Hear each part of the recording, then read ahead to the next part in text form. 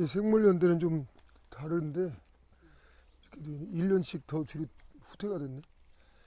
자료에도 저렇게 나오던데. 1866년에 태어나셨거든요. 근데 그리고 1949년도에 돌아가시고. 근데 뭐 기록마다 막 달라. 그걸 가지고 한참을 학자들이 설왕설래 했는데 결국 밝혀낸 것은 66년 그리고 1949년도 전쟁 직전에 돌아가신 거예요. 근데 83세쯤 되죠. 그러니까 연세가 굉장히 3세 오래 사셨더라고요. 장수하신 편이죠. 그때 당시로. 시작하나요? 한겨? 시작을 저런. 오늘은 굉장히 자연스러운 컨셉이구나. 오늘 퀴즈쇼를 생략하겠어요. 여러분들이 어려울 것 같아서. 그럼 박수 친 분만. 자, 이동백 선생님의 생가지입니다. 원래 이 표석이 저 마당 한가운데쯤 위치 거기에 있었어요. 그러니까 그랬는데 그리고 집도 저 집이 아니라 그냥 이렇게 슬레이트 집 조그만한 그랬는데 대나무가 더 많이 우거져 있었고 한 10여 년 전에 여기에 이사로 오셔가지고 이 집을 사가지고 새로 슬라이브 집을 지면서 요것이 저만큼에 있으니까 탐방객들이 항상 와서 저기까지 가서 웅성웅성하고 가니까 여기 사시는 분이 굉장히 싫어했어요. 도대체 이것 좀 밖으로 해달라고. 그래서 군에서 이 앞으로 이렇게 옮겨놨다고 그래요. 근데 그 이후도 제가 1년이면 한 두세 차례씩 이렇게 탐방객을 이끌고 여기 오면 여기서 이렇게 얘기하고 있으면 꼭 저기 사는 사람이 나와서 귀찮아 죽겠다고. 그렇게 표현해요, 직접. 소란스럽고 귀찮다고. 사실 크게 안 떠들거든요. 이 정도 떠들지. 관심이 없으니까. 그랬는데 여기는 무엇보다 이동백 선생님이 태어나고 어렸을 때 유년을 살았던 곳으로 확정이 된 자리거든요.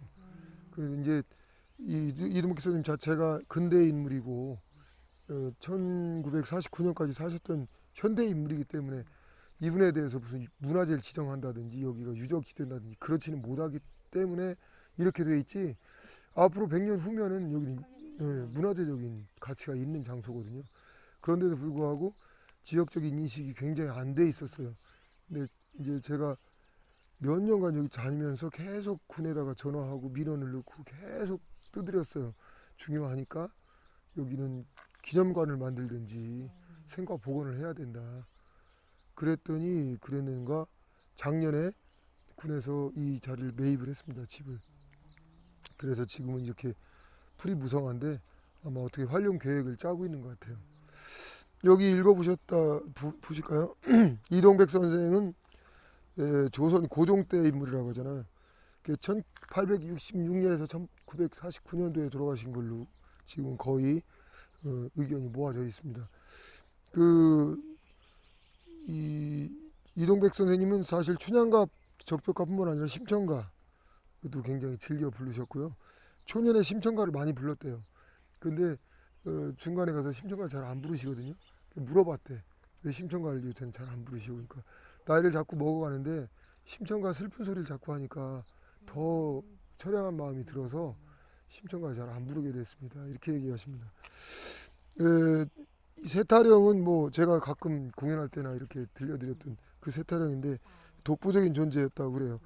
세타령은 원래 박유전이라고 하는 서편제 명창이 잘했는데 그 이후에 이날치라고 하는 명창이 잘했대요. 그 후로 이동백이 제일 잘하는 장기가 되었답니다. 여기 써 있지만 어전에 가서 소리를 불러 통정대부의 벼슬을 받았다 그럽니다. 이 통정대부는 정삼품에 해당하는 지금으로 보면 차관급이거든요. 굉장히 높은 벼슬입니다. 물론 이 명예직이에요, 명예직. 하지만 명예직이라도 벼슬을 받았으면 예를 들어서 어떤 그 범죄 행위를 했어도 차감되거나 면제되는 그런 정도의 굉장히 큰 명예와 그 상징성을 갖고 있어요. 그래서 이 이동백 선생님은 고종하고 순종이 굉장히 총애를 하고 예뻐했다고 합니다.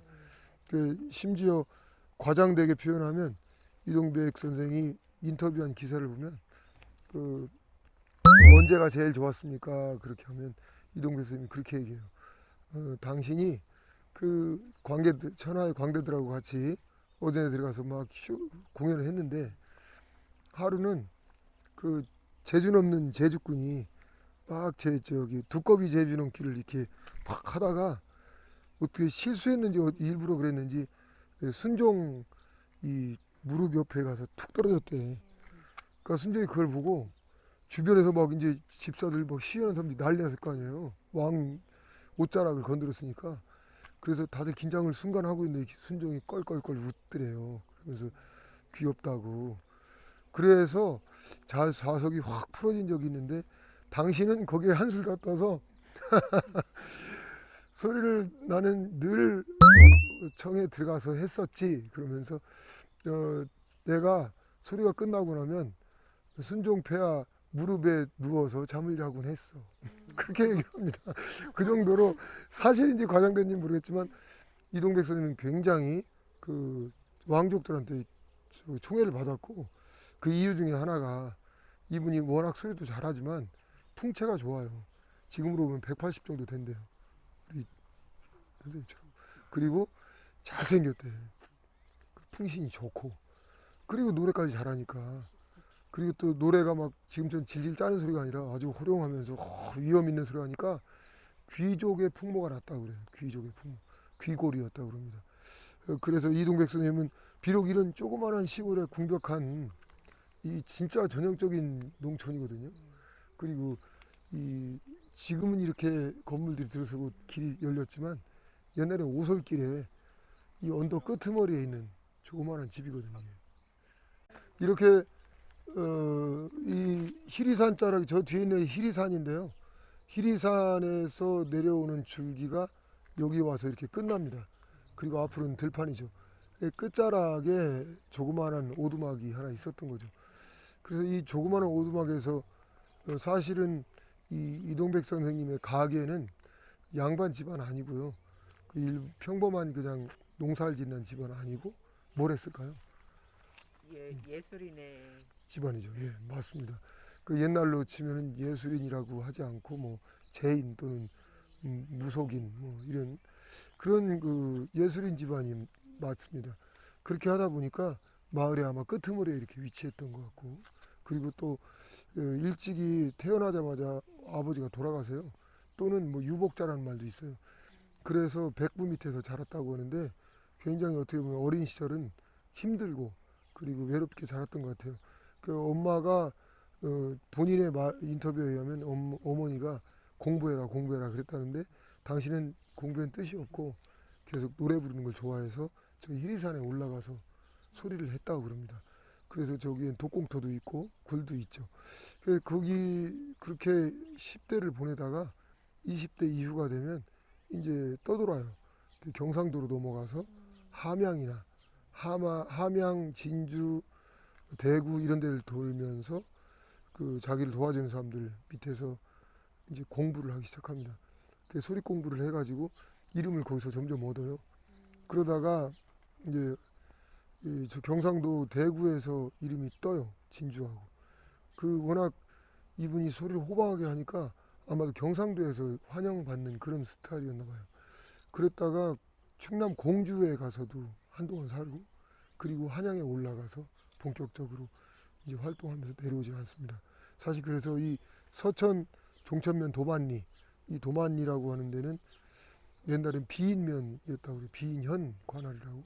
그래서 비인 출신이라고 얘기를 하는데 여기는 정말 궁벽한 시골이고 그리고 뭐 도로도 없고 옛날에 걸어가려면 상당히 복잡한 지역인데 이런 궁벽한 곳에서 이동백이 태어나서 유년과 청년기를 보내면서 정말 이제 조선 팔도를 호령하는 대스타로 자랐습니다. 그렇게 보면 제가 여기 올 때마다 느끼는 게 뭐냐면 사람 팔자 알 수 없다. 사람이란 게 어디 도서 벽지에 태어났건 도심 한복판에서 태어났건 그게 중요한 게 아니라 그 사람이 갖고 있는 천부적인 소질과 재질 이 자기의 타고난 어떤 역량을 잘 길러서 뒷받침이 돼준다면 이 세상에서 아주 멋지게 활약할 수 있는 그런 영웅이 될 수 있다 이런 생각을 하게 됩니다. 정말 여기 와보고 내가 좀 놀랬던 건 서천 자체가 굉장히 조그마한 소읍 집인데도 이런데도 아주 뭐 보잘것없거든요. 지금은 집이라도 좀 예쁘게들 단정했지만 10여 년 전에 왔을 때는 아주 형편없더라고요. 이 집 짓기 전에. 그랬는데 하여간 그 이동백 선생님이 서천 도만리에서 출생해서 바로 이곳에서 자라가지고 조선을 휘어잡는 조선에서 아주 명성이 뛰어난 대명창이 됐다는 사실 오늘 이 현장에 와서 같이 한번 보고 있습니다.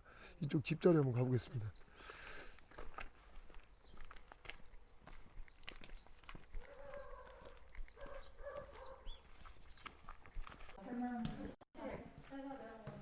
괜찮은데 사람이 안 나와.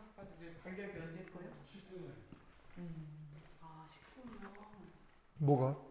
여기 19년도까지 사람이 살았잖아요. 리일 컨셉으로 서 일로 와. 1박 예. 무박 하루 당일치기. 당일치기. 오늘 당일치기 이동백 생가지에 왔습니다. 이 집은 비록 지금 새로 지은 현대 건물이지만 바로 뭐 이 자리에 초가집에 있었을 것이고 그리고 여기서 아마 숨을 쉬고 애를 낳고 똥을 싸고 밥을 먹고 다 했을 거예요. 그죠? 그 참 감회가 새롭습니다. 이렇게 서 있어 보면 앞으로 이렇게 펼쳐진 그 경관이 그렇게 수려하진 않아도 뭔가 좀 개방감이 있어가지고 시원한 느낌은 있죠. 깜짝 퀴즈. 이동백의 본명이 뭘까요? 이종기. 오, 다 공룡. 뭐야? 재미없네. 이동백의 본명은 이종기고요. 이 동백이라고 하는 것은 어렸을 때 아명이라고 하는데 그 아명이라는 것도 뭐 정확치 않고요. 나중에 그렇게 이름을 썼다고 그래요. 대체로 저도 그 박성환이가 이름이 분명히 아니죠. 그 이후에 예술활동하면서 이렇게 얻은 이름들이 있습니다. 여기 이 재미있는 설화가 있는데 그 비인현감이 이제 잔치를 했대요. 여기가 비인현이라고 했잖아요. 비인현에서 비인현감이 잔치를 할 때 이 천하의 이동백 명창이 중간 시절에 그렇게 유명하지 않을 때 이동백 명창과 김석창이라고 하는 공주 출신의 명창, 김석창은 이동백보다 선배예요. 같은 중고째 하는 분들이고.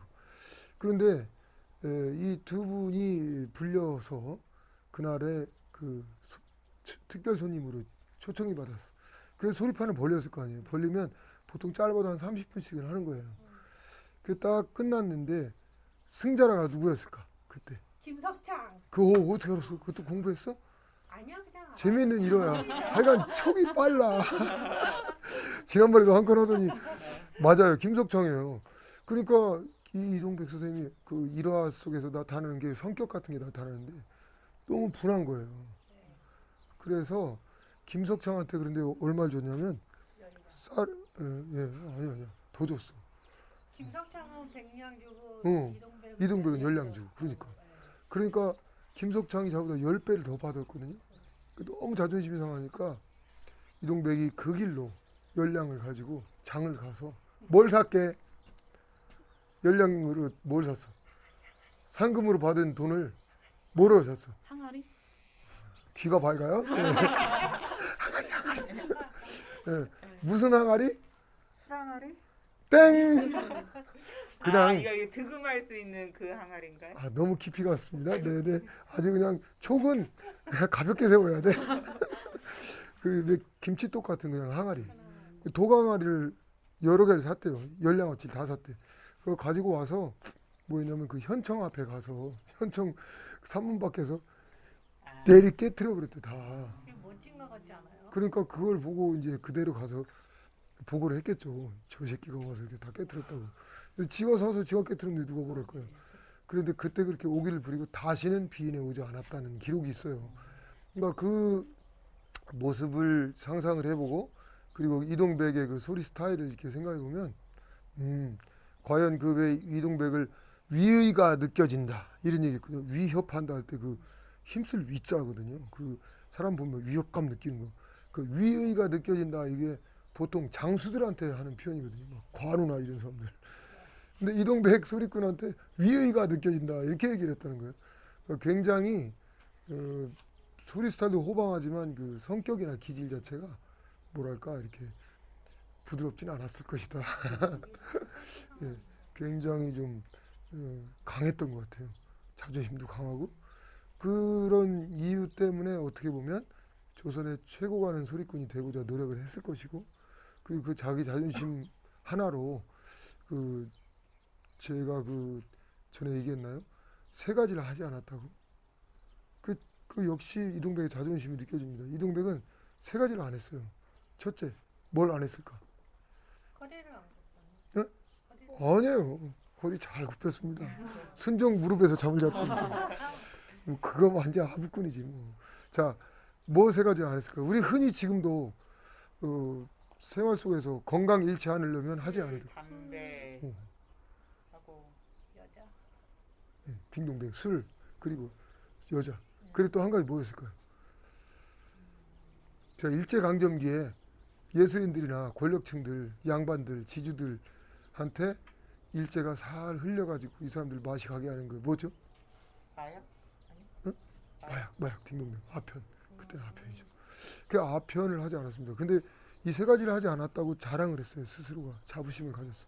근데 그 아편 같은 경우는 일제강점기에 좀 돈 좀 있다 아니면 돈이 없어도 이런 촌부들도 그냥 쉽게 구할 수 있었고 한 번 하면 중독 때문에 가산을 탕진하고 몸을 버리는 그런 경우가 많았습니다. 근데 예술가들은 더 그런 거에 좀 현혹되기 쉽잖아요.